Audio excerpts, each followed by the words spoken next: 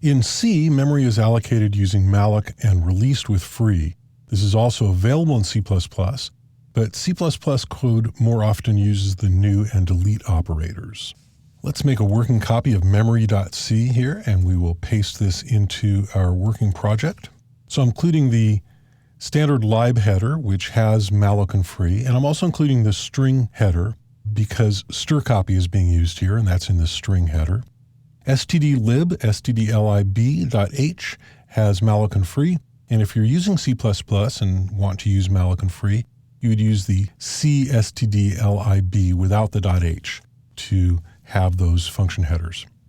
So we start out by declaring some constants, a size for our buffer, a constant string to use as a source, and then on line 9 is a pointer to a character, and that pointer is named string, and it is initialized to null. So we're going to use this pointer for our allocated memory once it happens. Down here on line 11, we print out a string that says allocating space, and then on line 12, we actually allocate that space, and we use malloc. Malloc takes one argument, which is the size of the space to allocate, and it returns a pointer, which can then be assigned to a pointer variable and used to reference that space. So you'll notice that for the size, I'm taking the size constant, which is str size and is defined there on line 7, and I'm multiplying it by the size of a character. And the size of a character is 1. It's 1 byte. But if I was trying to allocate space for, say, 1024 ints, then I would use size of int. And just because I'm using size of char, I still use this syntax because it's clear. And it's the right way to do it, even though the effect is the same as just putting str size there. That way, if I change the size of a thing, or if I need to come back and modify this code, it's really easy to do. On line 13, I test to see if my pointer is equal to null. And if it is, then I print out an error, cannot allocate memory. And then on line 18, I use str ncopy to copy my string. And then once we have used this thing that we've allocated memory for, we go ahead and free the space using free on line 22. Free takes the pointer that has been allocated. It must be exactly the address of the beginning of the allocation because that data is stored elsewhere in memory in a table of things that have been allocated by malloc. And then free will use that pointer to look it up and then free up that memory. And then it's not necessary, but it's always a good idea to return the pointer to the state of pointing at null.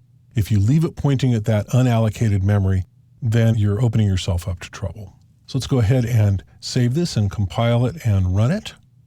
And there we have allocating space for string. We've copied it with the str ncopy in line 18, and then we free the space. So keep in mind that all of the memory that you allocate with malloc must be freed with free. You can't just expect that it'll just get cleaned up when your program exits, because that's not always true, and you can end up leaking memory and crashing your system. There's one other function here that is worth noting, and it's called calloc as opposed to malloc. So if we just change this m to a c, and then we need to also change our syntax here. And so that multiplier now becomes a comma.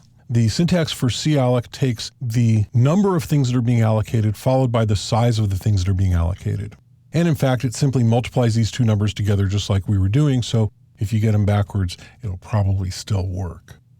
And other than that, it returns the same thing. It returns a pointer. The distinction is that after it allocates this memory, it'll go out and write zeros in it. And sometimes that's handy.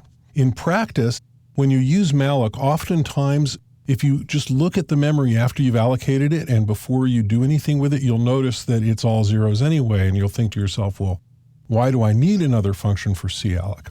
And the reason for that is that malloc is not the thing that's clearing it. And if you use a lot of memory and clear it and use it and clear it over and over, you'll find that things will be left behind.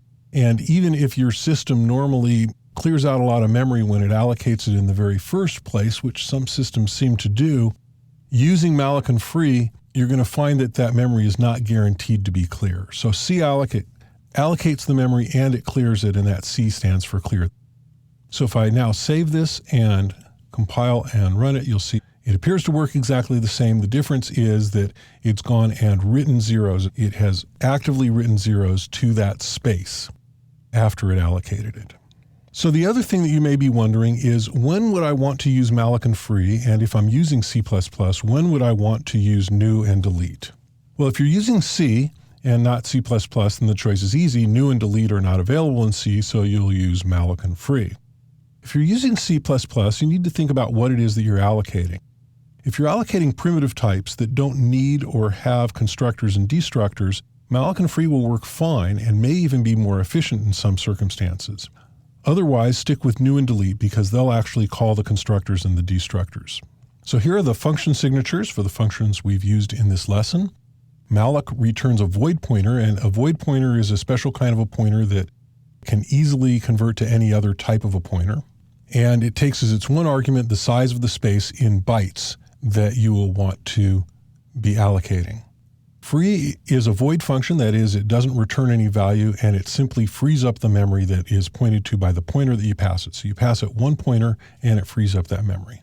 calloc is exactly like malloc, except it takes two arguments. One is the number of things and the second argument is the size of the things that you want to allocate space for. And it simply multiplies them together to get the amount of space to allocate. Malloc provides basic memory allocation services for C and C++. C++ also provides the new and delete operators, which call object constructors and destructors. Be careful not to mix malloc and free with the new and delete, as they are not compatible. Now let's delete our working file and run clean to get set up for the next lesson.